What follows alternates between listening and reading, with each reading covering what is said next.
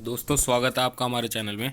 देखिए आज एक क्वेश्चन पेपर है एनटीपीसी का, प्री का। तो इसमें जीके के जो क्वेश्चंस है उसको आपको एक्सप्लेन करके दिखाता हूँ। इसमें देखिए क्वेश्चन आया हुआ है, glowing surface of sun is known as. तो जो सन का चमकता हुआ भाग है उसको क्या कहा जाता है? तो फोटोस्फेयर कहा जाता है दोस्तों उसको। लिथोस्फेयर, कोमोस्फेयर, ये सब है।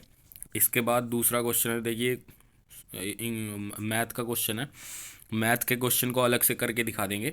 इसमें देखिए ये स्टैटिक जीके से पूछा हुआ है, भाभा परमाणु अनुसंधान केंद्र कहाँ स्थित है? तो मुंबई। इसका आंसर क्या हो जाएगा? मुंबई। इसके बाद ये मैथ का क्वेश्चन। इसके बाद ये क्वेश्चन आया हुआ है, इनमें से कौन प्रसिद्ध संतूर वादक है? तो शिव कुमार शर्मा। इसके बाद देखिए अगला क्वेश्चन, ये मैथ का। इसके बाद कौन से राज्य में विधान परिषद है? तो आंध्र प्रदेश में। आपको पता है 7 राज्यों में विधान परिषद है, तो उसमें से आंध्र प्रदेश एक है। इसके बाद पूछा गया, प्रसिद्ध प्रसिद्ध गोल गुंबद कहाँ स्थित है? तो कर्नाटक में। कर्नाटक में प्रसिद्ध गोल गुंबद स्थित है। जो तिरंगा झंडा स्टूटगार्ड में मैडम कामा ने फहराया था, उसे चोरी छिपे ब्रिटिश भारत में कौन लाया? इंदुलाल याग्निकी। ये क्वेश्चंस बहुत अजीब हैं थोड़े से। तो ये जो हम पढ़ते नहीं है वैसे क्वेश्चन है, लेकिन इसमें अगर आंसर तुक्का लग गया तो बहुत बढ़िया है, नहीं तो कोई दिक्कत नहीं होती इतनी ज़्यादा। और ये देखिए मैथ का क्वेश्चन, सिंप्लीफिकेशन का, रीजनिंग। अब इसके बाद क्वेश्चन आया है, भारत का पहला एटॉमिक पावर स्टेशन कब चालू किया गया? तो 1969 में। इसके बाद NIU का फुल फॉर्म। तो NIU का फुल फॉर्म होता है network interface unit. Network interface unit. इसके बाद मैथ का क्वेश्चन, फिर कंप्यूटर का क्वेश्चन है, the process of taking out stored result out of physical memory of computers is known as output process. Output process, इसका answer क्या हो जाएगा? Output process. इसके बाद देखिए आगे, इसमें आगे क्वेश्चन दिखाता हूँ। इसमें है, किसे ईस्ट इंडिया कंपनी के खिलाफ प्लासी का युद्ध लड़ा गया? तो सिराजुद्दौला था, इसने ईस्ट इंडिया कंपनी के खिलाफ प्लासी का युद्ध लड़ा।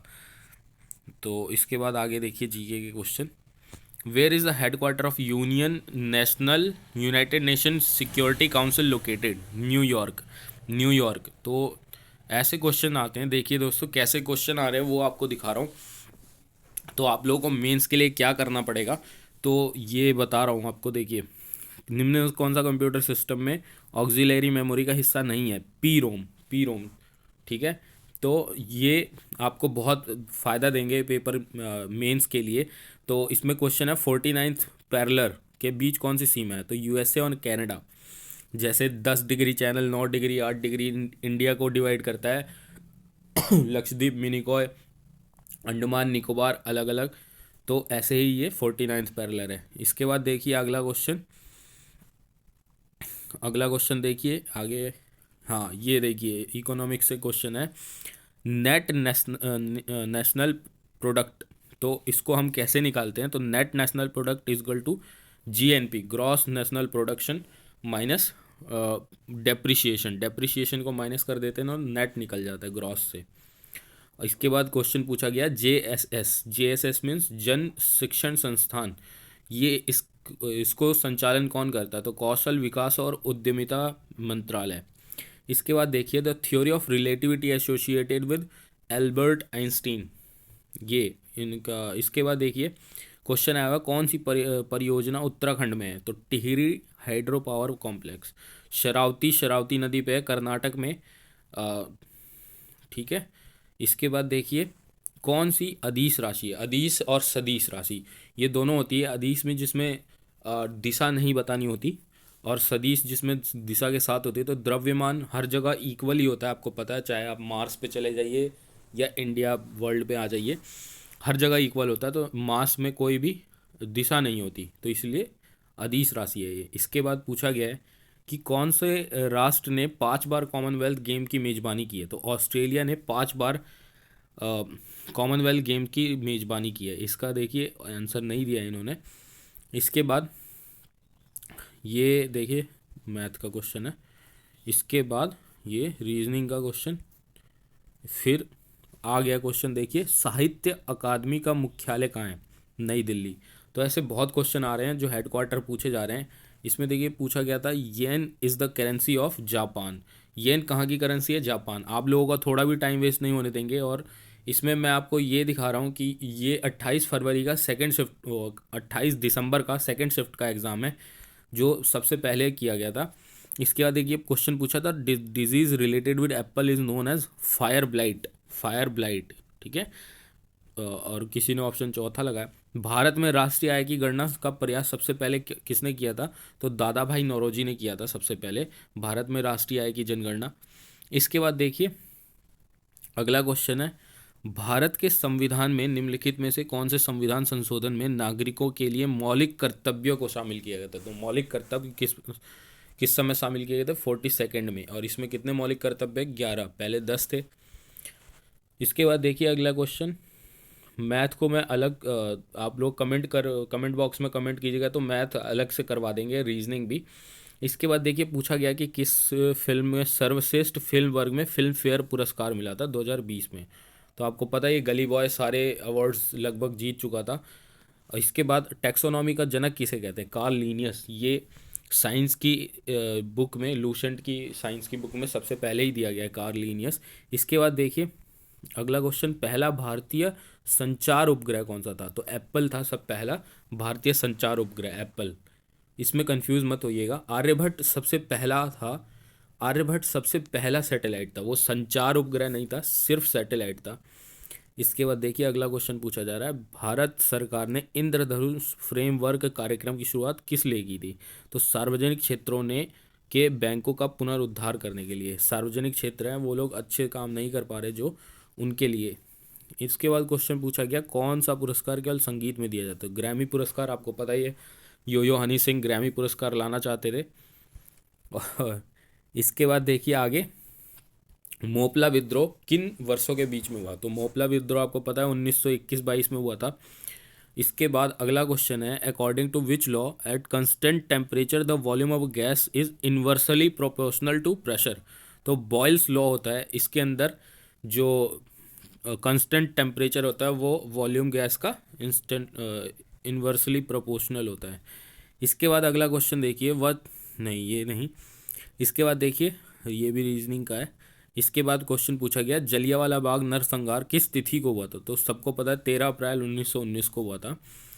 और इसके बाद पूछा गया है, देखिए भारत की संविधान सभा का विचार सबसे पहली बार किसने दिया? तो एम एन रॉय ने दिया। एम एन रॉय ने भारत सरकार की संविधान सभा का विचार सबसे पहली बार दिया था। इसके बाद क्वेश्चन आया हुआ है, तो आप देख लीजिए क्वेश्चन किस कैटेगरी के आ रहे हैं, किससे ज़्यादा पूछे जा रहे हैं और हमें क्या क्या याद करके रखना है।